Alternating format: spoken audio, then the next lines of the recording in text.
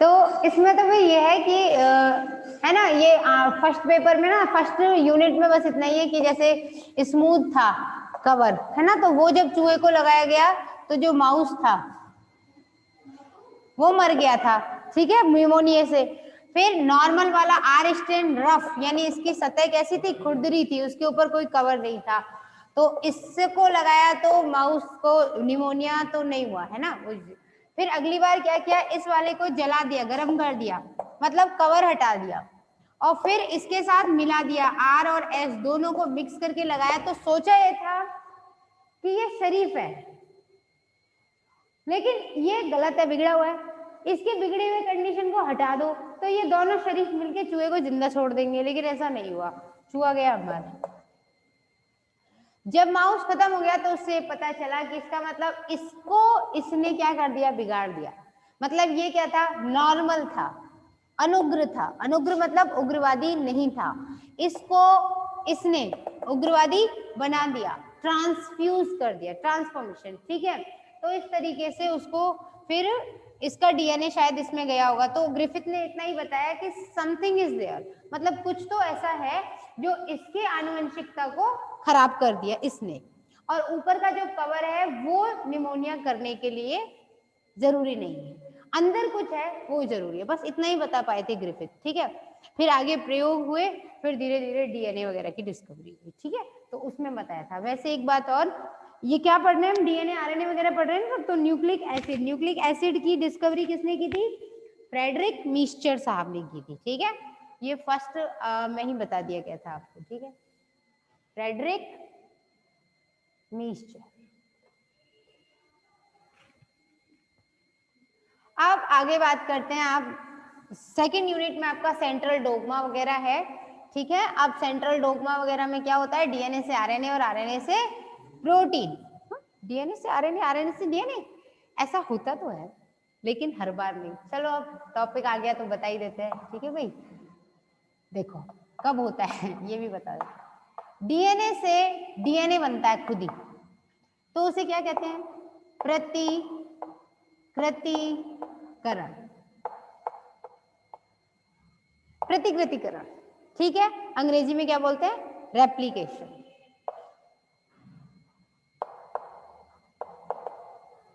DNA से RNA बनेगा तो उसे क्या कहते हैं, अनुलेखन या ट्रांसक्रिप्शन। आरएनए से क्या बनेगा, प्रोटीन। आरएनए से जब प्रोटीन बनती है तो इस क्रिया को क्या कहते हैं भाई, देखो डीएनए भी न्यूक्लिक अम्ल है और आरएनए भी न्यूक्लिक अम्ल है, न्यूक्लिक अम्ल से दूसरे न्यूक्लिक अम्ल में बदलाव हो गया, कोई बहुत बड़ी बात नहीं होगी, ठीक है। तो अनुलेखन हो गया, पीछे पीछे लिखा पढ़ी हो गई, ठीक है। डीएनए ने आरएनए की कहानी लिख दी, ठीक है। ये डीएनए, ये इस पर नाइट्रोजनी क्षारों का क्रम हो गया, ठीक है ना। यू नहीं आएगा, क्या आएगा, सी जी टी, टी टी, ठीक है। अब क्या होगा इसमें, वही अगर प्रोकैरियोटिक कोशिका होती तो सिग्मा फैक्टर वगैरह आते, फिर कुल मिला के यहाँ पे कौन आएगा, आरएनए पॉलीमरेज, वो धीरे धीरे यहाँ पे नए नए नाइट्रोजनी क्षार खुद आगे जाएगा, पीछे से लेता आएगा, फिर आगे जाएगा, फिर पीछे से लेके आएगा। क्या ए के सामने कौन आएगा यहाँ पे, यू, टी के सामने कौन आएगा, ए, सी के सामने कौन आएगा, जी, जी के सामने सी, ये तो पढ़े होंगे, है ना। डीएनए की संरचना में नाइट्रोजनी क्षार, तो ये क्या बन रहा है, डीएनए के ऊपर आरएनए, तो अनुलेखन पीछे पीछे लिख रहा है। लेकिन आरएनए क्या है, न्यूक्लिक अम्ल की भाषा, और प्रोटीन क्या होती है, अमीनो अम्ल की भाषा। जहां भाषा में बदलाव वहां क्या आ जाता है, जब एक भाषा से दूसरी भाषा बदलती है तो उसे क्या कहते हैं, अनुवाद, ट्रांसलेशन। तो आरएनए से प्रोटीन का बनना क्या बोला जाता है, ट्रांस, अच्छा ये तो अंग्रेजी लिख दी ना,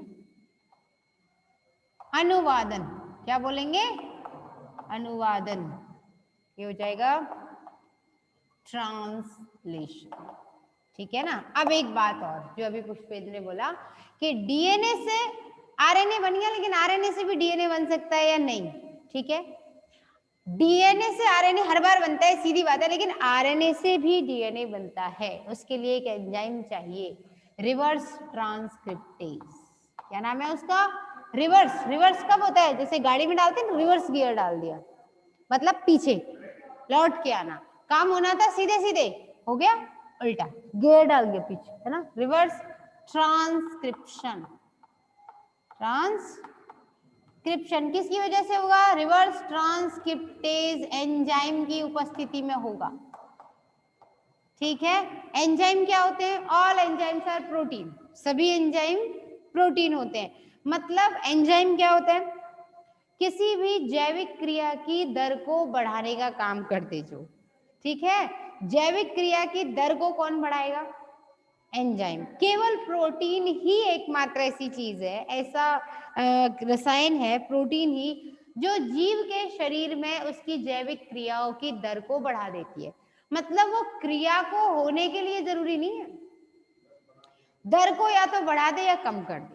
ठीक है, दर का मतलब हो गया टाइम, जो काम 2 घंटे में होना था वो 15 मिनट में हो जाए। ठीक है ना, यानी कि स्पीड बढ़ेगी या कम होगी, कुल मिला के बात ये है। अब क्या होगा? रिवर्स ट्रांसक्रिप्टेज एंजाइम कब काम करता है? जैसे मान लीजिए अभी, चलो अभी कोरोना चल रहा है, तो कोरोना पर हम बहुत ज्यादा डिस्कस नहीं करेंगे, क्योंकि अभी ये रिसर्च का टॉपिक है। अभी इस पर भाई मैंने कोई पर्सनली तो रिसर्च की नहीं है, इस पर तो रिसर्च हो रही है। जैसे जैसे रिसर्च आएगी उस हिसाब से बात करेंगे। कोरोना को राइबोवायरस माना गया। राइबोवायरस जिसके अंदर आरएनए होता है। जनरली ज्यादातर प्लांट वायरस, पादप जो विषाणु हैं, उन पादप विषाणुओं के अंदर एक आरएनए होता है, जेनेटिक मटेरियल। वैसे तो आनुवंशिक पदार्थ के रूप में हमेशा डीएनए ही काम करता है, लेकिन जिनके शरीर में डीएनए नहीं होगा उनमें क्या होगा? फिर आरएनए होगा। वो आरएनए फिर आनुवंशिक पदार्थ के रूप में काम करेगा। ठीक है, ज्यादातर विषाणुओं के अंदर दो में से एक ही चीज होगी। देखो भाई, जो बैक्टीरिया वगैरह है, जीवाणु वगैरह है, और जो जीव है, उनके अंदर तो डीएनए आरएनए दोनों होते हैं। लेकिन विषाणु अपने आप में एक ऐसी आफत है जिसके पास दो ही चीजें होंगी। आफत क्यों है? ना जिंदा है ना मरा है ना, कोई अंत नहीं है इसका। तो विषाणु एक ऐसी समस्या है जिसके अंदर या तो प्रोटीन का कवर होता है, उसे कैप्सिड कहते हैं, और अंदर या तो डीएनए होगा या आरएनए होगा। और डीएनए है तो डीएनए वायरा, अगर आरएनए है तो राइबो वायरा। अगली बात समझ में? अच्छा, अब डीएनए और आरएनए की बात करें आगे, तो ज्यादातर पादप विषाणुओं में ही आरएनए काम करता है। लेकिन अब कोरोना में तो ये भी मिल गया। इसके अलावा एचआईवी के अंदर भी क्या होता है? एचआईवी क्या है? विषाणु। और एड्स क्या है? रोग, है ना। कई बार बच्चे कंफ्यूज हो जाते हैं कि एचआईवी बीमारी है या एड्स। आप तो खैर बड़े हो, सेकेंड ईयर के हो, दिक्कत नहीं होगी। मतलब ये कि जब किसी विषाणु के अंदर आरएनए है तो वो क्या करेगा? वो आरएनए किसी भी जीव के अंदर, होस्ट के अंदर आएगा। भाई हमारे अंदर आ रहा है तो हम क्या हो गए? होस्ट। जो आया वो गेस्ट है। नहीं, गेस्ट नहीं बोला जाएगा, ये तो बीमारी फैला रहा है, तो इसको क्या बोलेंगे? पैथोजन, रोग कारक। जीवाणु हो, विषाणु हो, कोई भी जो रोग फैलाए वो रोग कारक होता है। आगे बात समझ में? जो रोग फैलाए वो रोग कारक होता है। तो ये हो गया होस्ट, मतलब परपोषी। पर मतलब दूसरे को क्या दे रहा है? पोषण, तो परपोषी। ठीक है, ये कौन है? परजीवी, दूसरे पर जिंदा रह रहा है। ठीक है, इसके ऊपर प्रोटीन का कवर जो भी होगा, ये कवर को तो छोड़ाएगा बाहर, केवल कौन आएगा अंदर? आरएनए। आ गया सब? आ गया। इसका खुद का डीएनए, खुद का इसका डीएनए ये रहा, होस्ट का डीएनए है। अब ये क्या करेगा? इस डीएनए के साथ ये आरएनए क्या करेगा? आरएनए रिवर्स ट्रांसक्रिप्टेज एंजाइम कोशिका में से ही उठाएगा। कैंसर इसीलिए नहीं होता है कि कैंसर का वायरस हमारे अंदर आ गया, इसलिए भी होता है कि हमारी बॉडी के अंदर जीन होते हैं। प्रोटोऑन्कोजीन, वो चुपचाप पड़े रहते हैं। जब वायरस बाहर से आएगा तो वो क्रियाकारी हो जाते हैं और फिर बढ़ना शुरू होते हैं। यानी हमारा दुश्मन हमारे ही अंदर होता है, ठीक है ना। ऐसे ही रिवर्स ट्रांसक्रिप्टेज एंजाइम आरएनए क्या करेगा, रिवर्स ट्रांसक्रिप्टेज एंजाइम की प्रेजेंस में, reverse transcriptase enzyme, reverse transcriptase enzyme की उपस्थिति में आरएनए किसमें कन्वर्ट हो जाएगा, डीएनए बनाएगा आरएनए के ऊपर। जैसे यहाँ तो कौन, अभी तो पढ़ा अपन ने कि डीएनए के ऊपर आरएनए बन रहा था, ऐसे आरएनए के हिसाब से क्या बनेगा, डीएनए बनेगा। और वो डीएनए का खंड जो है वो इस होस्ट के डीएनए से जाके मर्ज हो जाएगा, यहाँ पर ये बन गया, ठीक है जी, ये बन गया, ये यहाँ इकट्ठा हो जाएगा, ठीक है। अब इसका डीएनए नया आरएनए बनाएगा और उस आरएनए के अंदर ये वाला हिस्सा जरूर होगा इसके हिसाब का, ठीक है। अब इसके ऊपर प्रोटीन बनेगी, ये बढ़ गया। अब इसके ऊपर जो प्रोटीन बनेगी वो किसके हिसाब से बनेगी, इसके हिसाब से बनेगी, बोलो, क्योंकि डीएनए से ही तो प्रोटीन बनेगी। उसकी कहानी हम आज पढ़ेंगे पूरी, ठीक है। तो डीएनए पहले क्या हुआ, आरएनए से डीएनए बना, डीएनए जो है वो इस डीएनए से मर्ज हो गया होस्ट के डीएनए से, फिर इसने आरएनए बनाया नया, और वो आरएनए अब जो प्रोटीन बनाएगा और अपने बहुत सारे टुकड़े बनाएगा, और हर प्रोटीन के चारों, ये प्रोटीन इस आरएनए को क्या कर लेगी, कवर कर लेगी, बन गई बहुत सारी संतति। लास्ट एंड फाइनली ये कोशिका फट जाएगी, फट गई, लो साहब आ गया बाहर। इसलिए ये बात गलत नहीं है कि आरएनए से डीएनए भी बन सकता है, ठीक है, क्लियर हो गई बात, ठीक। तो अब इसको हटा देते हैं, क्योंकि अब हम पढ़ेंगे टॉपिक अपना जो है, क्योंकि ये आपने पढ़े होंगे लाइसोजेनिक साइकिल, लाइटिक साइकिल पढ़े होंगे ना, जीवाणु भोजिका भक्षण, बैक्टीरिया में ट्रांसडक्शन वगैरह फर्स्ट ईयर में। और कब पढ़ोगे, फर्स्ट ईयर में ही तो फर्स्ट ईयर की चीज फर्स्ट ईयर में ही पढ़ी होगी ना, 11th में ही पढ़ ली थी। अगर आरबीएससी के रहे होगे तो शायद पढ़ ली होगी, और अगर सीबीएसई के हो तो फिर मुश्किल, क्योंकि सीबीएसई के कोर्स में नहीं है।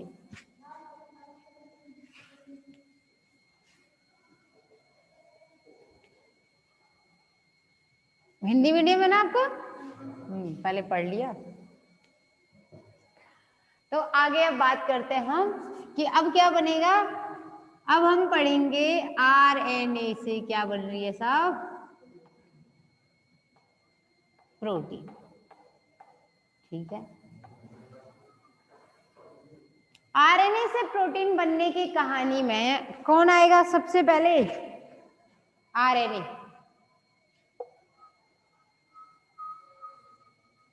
आरएनए के ऊपर कौन आएगा, आरएनए जो होता है अगर प्रोकैरियोटिक है तब तो कोशिका द्रव्य के अंदर सीधा सीधा होगा ही वो, ठीक है, वही बनेगा, उसका कोई ज्यादा झंझट नहीं है।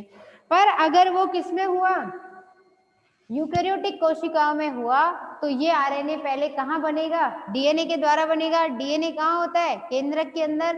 तो यूकैरियोटिक कोशिकाओं से, केंद्रक से जब बाहर आता है, तो जैसे छोटे बच्चे को टोपी बनाते हैं, मोजे बनाते हैं सर्दी से बचाने के लिए, बनाते हैं, ऐसे ही आरएनए को भी एक टोपी लगाई जाती है, उसे कहते हैं कैप।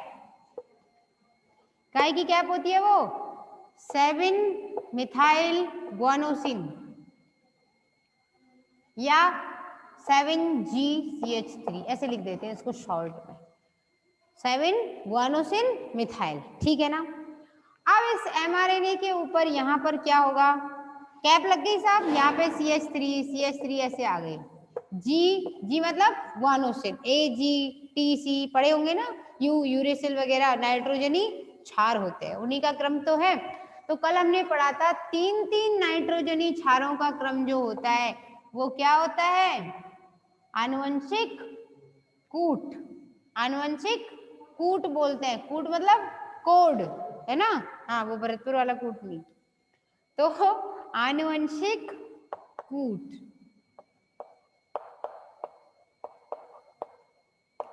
क्यों? आनुवंशिक कोड या आनुवंशिक कूट जो होते हैं वो क्या करेंगे? अमीनो अम्लों को लेकर के आएंगे। अमीनो अम्ल कहाँ होते हैं? अमीनो अम्ल कोशिका द्रव्य के अंदर फैले हुए, बिखरे हुए, इधर उधर तितर बितर घूम रहे। ठीक है, कैप लगा दी और यहाँ पे होता है पॉली ए टेल, यानी बहुत सारे एडिनाइन एडिनाइन एडिनाइन आ जाएंगे। कहाँ पर? 3' सिरे पर। कैप कहाँ लगती है? 5'। कैप तो सिर पे लगेगी ना, तो सिर तो 5 से शुरू होता है। ठीक है, किसका? mRNA का। तो भाई कैप और टेल हो गई। अब इस आरएनए को, जब mRNA के ऊपर कैप और टेल होते हैं तो उसे हम क्या कहते हैं? HNRNA।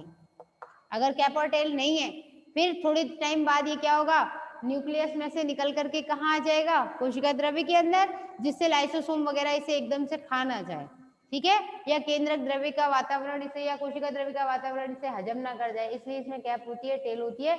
फिर बाद में जब ये कोशिका द्रव्य में आता है तो कैप और टेल हट जाती है। अब ये क्या बन गया? अब ये शुद्ध mRNA बन गया। ठीक है, बड़े हो गए ना। बड़े होने के बाद बच्चे टोपी वोपी लगाना छोड़ देते हैं। एक ने भी नहीं लगा रखी। नमस्ते नमस्ते जितेंद्र। तो ठीक है, आनुवंशिक कोड हमारी क्लासमेट है। ठीक है, ठीक है भाई, है ना। तो आनुवंशिक कोड में क्या होगा? अमीनो अम्ल कैसे बनाएगा अमीनो अम्ल? देखो भाई, HNRNA से mRNA बन गया। अब वो mRNA क्या करेगा? देखो, सपोज करो ये पूरा जो बोर्ड है, जितना एरिया आपको दिख रहा है इस बोर्ड का, ये पूरा का पूरा एक कोशिका है। ठीक है, अब इस कोशिका के अंदर केंद्रक वगैरह की बात तो हम करेंगे नहीं। फिलहाल कहानी कहाँ से शुरू होगी? कोशिका द्रव्य के अंदर से। अच्छा, एक बात और, एक पढ़ा होगा आपने, चलो पहले ये कोशिका बनाते हैं। प्रोटोप्लास्ट एक होता है, प्रोटोप्लाज्म जीव द्रव्य, कोशिका द्रव्य, केंद्रक द्रव्य, और एक होता है प्रोटोप्लास्ट, उसकी हिंदी भी नहीं है, वो है ही अंग्रेजी में। अंतर पता है? क्लियर कट या नहीं पता है? साइटोप्लाज्म, न्यूक्लियोप्लाज्म, प्रोटोप्लाज्म, चलो समझ लो। ये कोशिका है। यूकैरियोटिक कोशिका के अंदर बाहर जो है, केंद्रक से बाहर जो भी द्रव्य है वो क्या होगा? साइटोप्लाज्म। क्या है? साइटोप्लाज्म का मतलब कोशिका द्रव्य।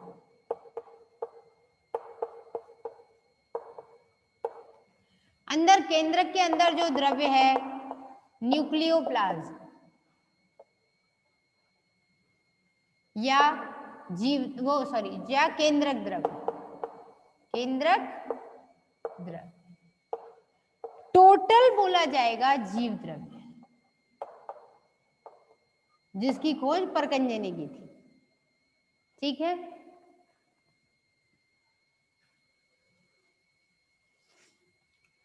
जीव द्रव्य केंद्रक द्रव्य और कोशिका द्रव्य से मिलके बना हुआ होता है। ठीक है, अंदर क्या होता है? डीएनए। डीएनए के चारों तरफ क्या होती है? Chromatin protein. क्रोमेटिन प्रोटीन और डीएनए का कॉम्बिनेशन अगर इकलौता है ऐसे, तो इसे बोलते हैं क्रोमेटिड। क्या बोलते हैं? क्रोमेटिड।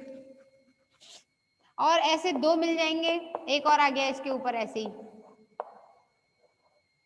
यानी कि अब इसकी स्ट्रक्चर ऐसे बन गई, इसकी संरचना बनी बनी। तो अब इसको क्या बोलेंगे? क्रोमोसोम, यानी कि गुणसूत्र।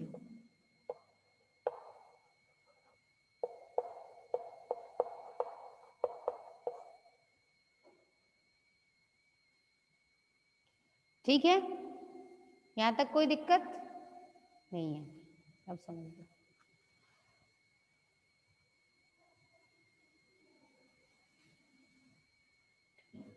ये हो गया कोशिका द्रव्य, ये हो गया केंद्रक द्रव्य, दोनों मिलकर के जीव द्रव्य।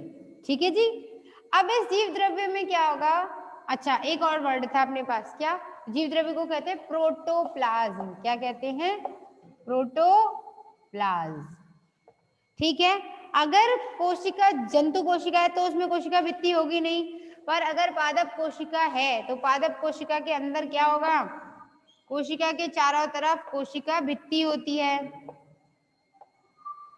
ठीक है, अगर और बाकी ये तो अब गुणसूत्र सीधे बना दिए ना हमने, ये इसका टूट फूट का हिस्सा इकट्ठा हो जाता है तो उसे केंद्रिका बोल देते हैं इधर, है ना। यहाँ वही एंडोप्लाज्मिक अंतःप्रद्रवी जालिका, ये गोल्जी कॉम्प्लेक्स, ये माइटोकॉन्ड्रिया, ये हरित लवक, ठीक है, और ये बड़ी सी रसधानी, ये सब तो खैर छोटे बच्चों वाली बात होगी। अगर किसी कोशिका, ये समझाना क्यों जरूरी है प्रोटोप्लास्ट, प्रोटोप्लाज्म तो लिक्विड को कहते हैं, पर अगर पादप कोशिका में से ये कोशिका भित्ति हटा दी जाए, भित्ति रहित पादप कोशिका प्रोटोप्लास्ट बोली जाती है। ये बायोटेक्नोलॉजी में बहुत ज्यादा प्रयुक्त होगा ये शब्द, इसलिए अभी समझ लीजिए। ठीक है, प्रोटोप्लाज्म तो लिक्विड हो गया, और प्रोटोप्लास्ट मतलब क्या हो गया, कोशिका भित्ति रहित पादप कोशिका। कैसे गलाओगे कोशिका भित्ति को, सेल्यूलोज की बनी होती है ना कोशिका भित्ति, तो एंजाइम कौन सा डालेंगे, सेल्यूलेज, ठीक है ना। हाँ, वो खाने वाले चिप्स वाले लेज नहीं, सेल्यूलेज एंजाइम, ठीक है।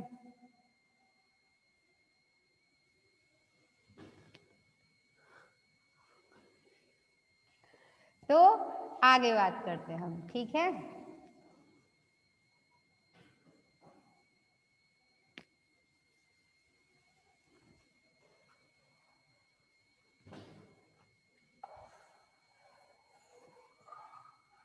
ये कोशिका है, अभी केंद्रक का कोई बहुत ज्यादा काम नहीं है तो अपन उसे छोटा सा बना लेते हैं, ठीक है। ये यहाँ गुणसूत्र में डीएनए था, डीएनए से आरएनए बना, आरएनए यहाँ पर पोर होते हैं, न्यूक्लियोलर पोर, केंद्रक की झिल्लियों के बीच में छिद्र होते हैं, पढ़े होंगे। इस छिद्र में क्या होता है, 8 यूनिट होती है ऐसी छोटी छोटी छोटी छोटी, उनकी स्थिति ये है, जैसे अभी तो क्या है इसमें दिख रहे नहीं दिख रहे, अभी तो क्या स्थिति है कि ये गोल स्थिति है ना, तो इसमें होल है, तो इसमें से कुछ भी आर पार जा सकता है। अगर ये यूनिट यूं घूम जाए तो अब इसमें से कुछ पार हो सकता है, नहीं हो सकता, खुल जाए तो हो सकता है। ठीक स्थिति यहाँ पर इन पोर्स की होती है, ठीक है, यहाँ छोटी छोटी नलिकाएं होती हैं, और जब ये ऐसे घूम जाती हैं तो बंद हो जाता है पोर, खुल ऐसे घूम जाएंगी तो एक खुल जाएगा, खुल जाएगा तो फिर इस पोर में से होकर के आरएनए बाहर आता है, ठीक है। अब आरएनए आ गया बाहर, ठीक है जी। आरएनए बाहर आने के बाद लगभग एमआरएनए का ना 2 मिनट का ही टाइम होता है, ज्यादा होता नहीं है, उसकी जिंदगी इतनी है, 2 मिनट में अपना आया, काम किया और चला गया। जिसका इस दुनिया में काम है वही इस दुनिया में रुका हुआ है, जिसका काम नहीं है वो नहीं रुकता, सीधी बात है। तो आगे बात करें, अब इसमें क्या होगा, ये एमआरएनए है और यहाँ पर क्या है, अमीनो अम्ल फैले हुए हैं। कौन फैले हुए हैं, बहुत सारे अमीनो अम्ल बिखरे पड़े हुए हैं। अमीनो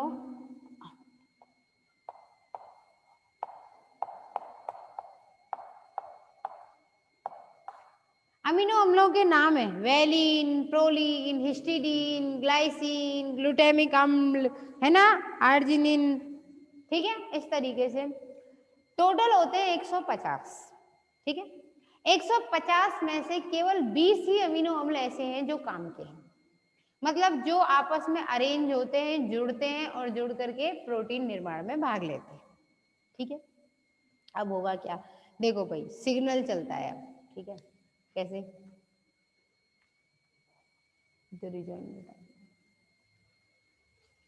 तो अमीनो अम्ल की संरचना वैसे देखें ना, कार्बन की वैलेंसी कितनी होती है, 4, एक तरफ आ गया COOH, एक तरफ आ गया NH2, एक तरफ आ गया कोई भी एल्किल ग्रुप, ठीक है, एथिल, मेथिल, प्रोपिल, पेंटिल, जो ही सभी आ जाए, और यहाँ क्या आ गया, H, बची कुची जगह पे हाइड्रोजन ही आता है शरण देने, ठीक है।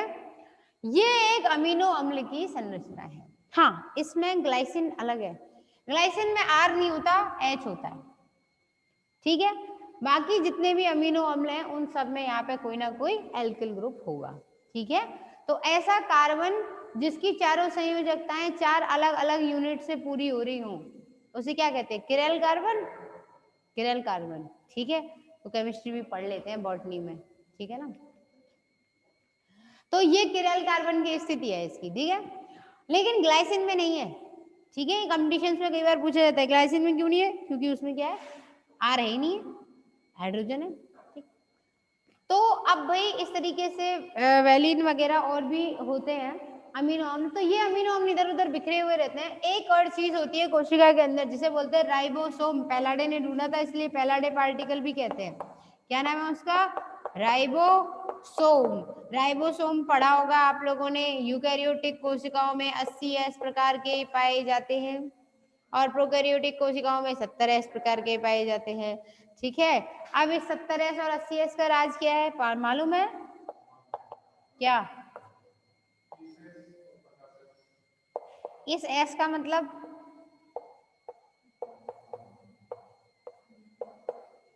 श्वेतवर्ग ने ढूंढा था, श्वेतवर्ग यूनिट, क्योंकि भाई 50 और 30 जोड़ने पे तो कितने हो गए 80, तो ये तो 50 है।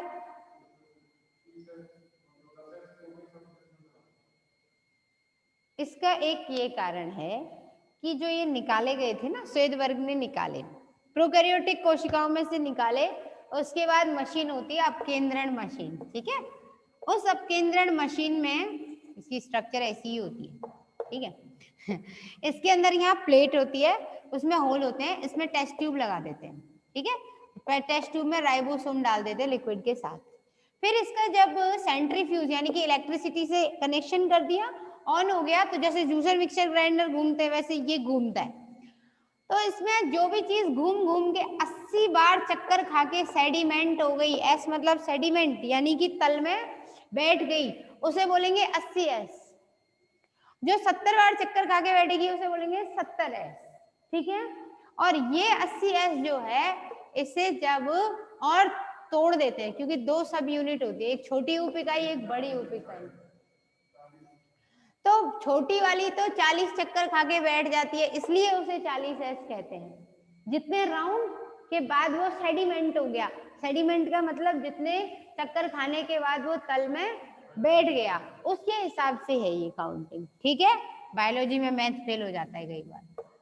यहाँ पर क्या है 60S, क्यों भाई, क्यों, ऐसे डेंटल फॉर्मूला होता है ना, कितना होता है 21 23 इंटू 2, करो काउंट, मैथ के हिसाब से तो मुंह में 2 ही दांत होने चाहिए थे, ये होते तो 32 है पूरे, है ना। तो क्यों, क्योंकि आधे जबड़े में ये ICPM मोदी, ये मैं मोदी की कोई सपोर्टर या क्रिटिकल, मैं, मेरे को मतलब नहीं है पॉलिटिक्स से, ठीक है।